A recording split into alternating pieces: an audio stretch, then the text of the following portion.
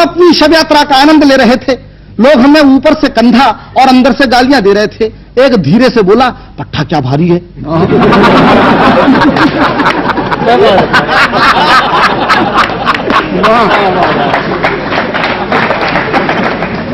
एक धीरे से बोला, साला क्या भारी है। दूसरा बोला, भाई साहब ट्रक की सवारी है। दूसरा बोला, भाई साहब ट्रक की सवारी है। ट्रक ने भी मना कर दिया तो हमारे कंधों पे इसे मरना ही था तो संडे को मरता, कहां मंडे को मर गया बेदर्दी।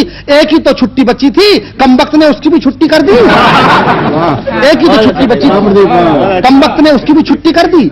एक और बोला कि हाँ यार काम तो हमारा भी लटक गया। आज बिजली का बिल जमा करने की लास्ट डेट थी तो यहां पर अटक गया। अब कल जो पेनल्टी भरना पड़ेगा उसका पैसा क्या इसका बाप देगा। एक नव विवाहित मित्र बोला कि तुम्हारा काम भी कोई काम था, हमारी तो सोचो, हमारा तो बीबी के साथ हनीमून का प्रोग्राम था। अब पहाड़ों और घाटियों का सुख छोड़ के धूप में खड़े हैं, जेब में एयर कंडीशन के बेकार पड़े हैं। केवल एक मित्र ऐसा था, केवल एक मित्र ऐसा था जो वाकई दुखी हो रहा था। बेचारा फूट फूट के रो रहा था। उससे किसी ने पूछा कि क्या तेरा मरने वाले से इतना प्रेम था जो उसके लिए थोक में आंसू बहा रहा है। वो बोला, मरने वाले को मारो गोली भाई साहब, हमको तो अपना 100 रुपए का नोट याद आ रहा है। हमने अपने बाप से लेके दिया था और अभी तो ब्याज भी नहीं लिया था कि ये इंटरवल भी मर गया। साला हमारे लिए कितना टेंशन कर गया। अब तुम हमारे बाप को नहीं जानते, इतना कंजूस है कि लोग हमको उसका बेटा ही नहीं मानते।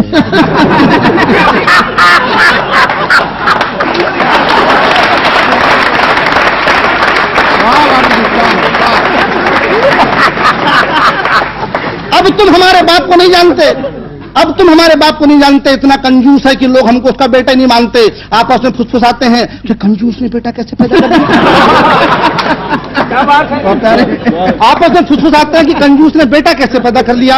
अब बताओ ऐसी कड़की में ये मर लिया, अब हम अपने बाप को क्या मुंह दिखाएंगे। उनको पता चलेगा तो 100 रुपए के लिए हमको बेचे आएंगे।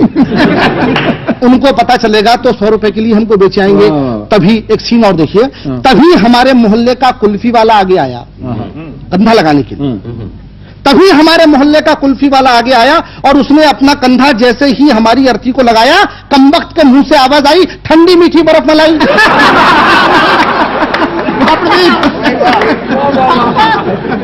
तभी हमारे मोहल्ले का कुल्फी वाला आगे आया, तभी हमारे मोहल्ले का कुल्फी वाला आगे आया और उसने अपना कंधा जैसे ही हमारी अर्थी को लगाया, कमबख्त के मुंह से आवाज आई, ठंडी मीठी बर्फ मलाई। कोई पीछे से बोला, कमाल है भाई, यहां पर भी धंधा, दुकान लगा रहे हो कि कंधा।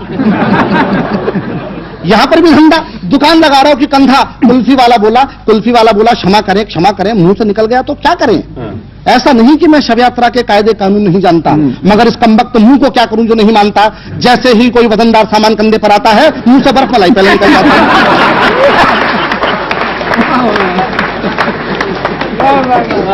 इस मुंह को क्या करूं जो नहीं मानता। जैसे ही कोई वजनदार सामान कंधे पर आता है, मुंह से बर्फ मलाई पहले निकल जाता है। दोस्तों जून का महीना था, हर आदमी पसीना पसीना था। एक अर्थी ढोऊ बोला, एक अर्थी ढोऊ बोला, यार क्या भयंकर धूप है। दूसरा बोला, मरने वाला भी खूब है, मरा भी तो जून में, मरा भी तो जून में। अरे इस समय तो आदमी को होना चाहिए देहरादून में। ये थोड़े दिन और इंतजार करता तो जनवरी में आराम से नहीं मरता। ये थोड़े दिन और इंतजार करता तो जनवरी में आराम से नहीं मरता। अपन भी जल्दी से घर भाग लेते, जितनी देर बैठते सर्दी में आग तो ताप लेते।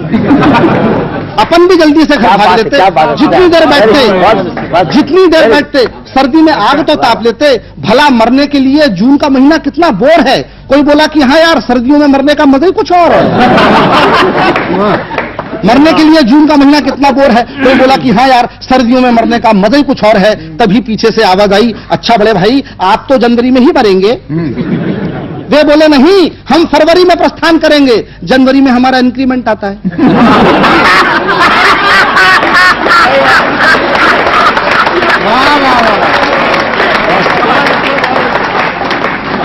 अच्छा तभी पीछे से आवाज आई, तभी पीछे से आवाज आई, अच्छा बड़े भाई आप तो जनवरी में ही मरेंगे। वे बोले नहीं, हम फरवरी में प्रस्थान करेंगे, जनवरी में हमारा इंक्रीमेंट आता है। भला हिंदुस्तानी कर्मचारी भी कहीं अपनी वेतन वृद्धि छोड़ के जाता है? क्या बात, भला हिंदुस्तानी कर्मचारी भी कहीं अपनी वेतन वृद्धि छोड़ के जाता है? तभी शायद किसी को श्मशान दिखा, वो मारे प्रसन्नता के चीखा। तभी शायद किसी को श्मशान दिखा, वो मारे प्रसन्नता के चीखा कि राम नाम सत्य है। एक अधमरा बोला कि भैया दरअसल मर तो हम रहे हैं, मुर्दा तो साला अपनी जगह मस्त है।